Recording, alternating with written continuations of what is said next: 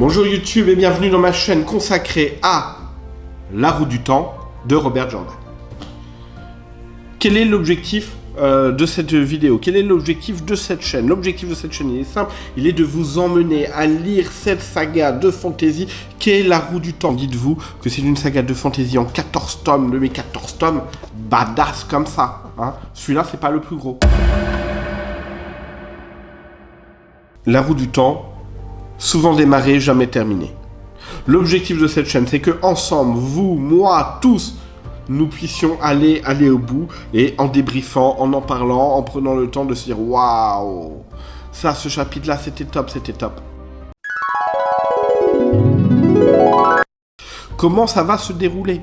Alors, ça va se dérouler. Chaque chapitre, je ferai une vidéo débrief que je posterai sur YouTube. Donc, n'hésitez pas à vous abonner pour pouvoir voir cette vidéo et pour pouvoir être là et pour qu'on puisse en parler. 14 tomes, 15 parce que l'on a également un préquel. On a peut-être une cinquantaine de chapitres par tome. Vous voyez le truc. Ça peut faire plus de 500 vidéos. Eh bien, je me suis dit, on va y aller, on va les faire ces 500 vidéos et on va débriefer. Ça va vous aider, vous, à le démarrer et pouvoir... C'est super sympa de débriefer, je viens de lire un chapitre, tiens, qu'est-ce que lui, il en a pensé? Ah ouais, moi je suis d'accord, non, moi je suis pas d'accord avec lui, c'était pas comme là. Et moi également, ça va m'aider. Parce que comme je l'ai déjà commencé une fois, je suis allé à 2 tomes et demi, c'était génial. J'ai pas pu aller plus loin, parce que, à un moment, c'est fatigant, on a envie de passer à une autre lecture et tout. La roue du temps rapidement, pour ceux qui ne connaissent pas. Donc on est sur de la fantasy qui a été démarrée en 90 par l'auteur Robert Jordan.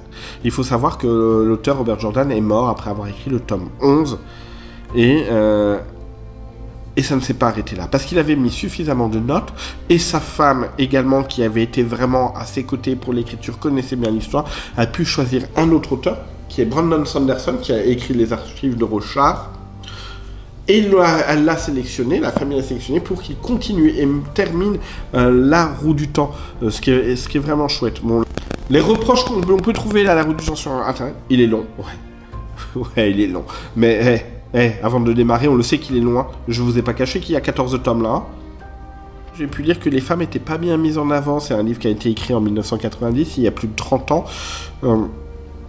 Ça m'interpelle et ça m'intéressera de voir vraiment quel en est le traitement.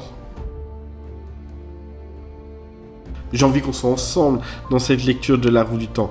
Donc vous, ça doit vous donner de la force de pouvoir lire un chapitre et dire ah tiens, alors qu'est-ce qu'il en a pensé, c'était cool ou pas.